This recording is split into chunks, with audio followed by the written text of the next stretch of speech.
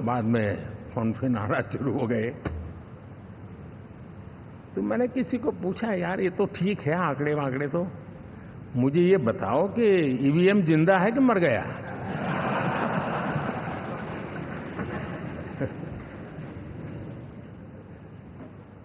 क्योंकि ये लोग तय करके बैठे थे कि भारत के लोकतंत्र और लोकतंत्र की प्रक्रिया के प्रति विश्वास ही लोगों का उठ जाए, और लगातार ईवीएम को गाली देना।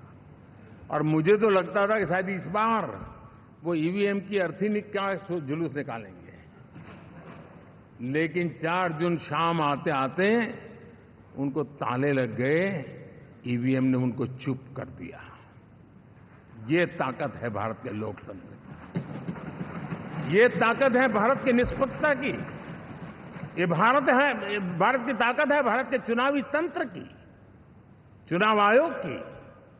और मैं मानता हूं कि ये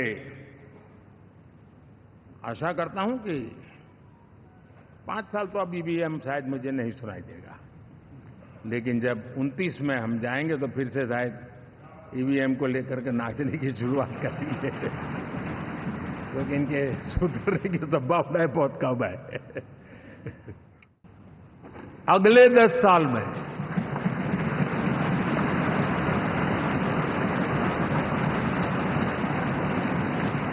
गुड गवर्नेंस, विकास, नागरिकों के जीवन में क्वालिटी ऑफ लाइफ, और मेरा व्यक्तिगत रूप से एक बहुत बड़ा ड्रीम है, मैं लोकतंत्र की समृद्धि को जब सोचता हूं तो मैं चाहता हूं कि सामान्य मानवीय के जीवन में से, और खास करके मध्यम वर्ग, उच्च मध्यम वर्ग, उनके जीवन में से सरकार की दखल जितनी कम हो उतनी लोकतंत्र की मजबूती है।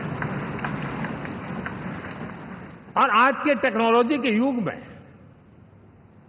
बहुत आसानी से हम, वरना एक दिन में 10 काम हो तो 10 अलग अलग वो सारी चीजें मांगेंगे। हम बदलाव चाहते हैं। गुड गवर्नेंस का ये भी एक महत्वपूर्ण पहलू है।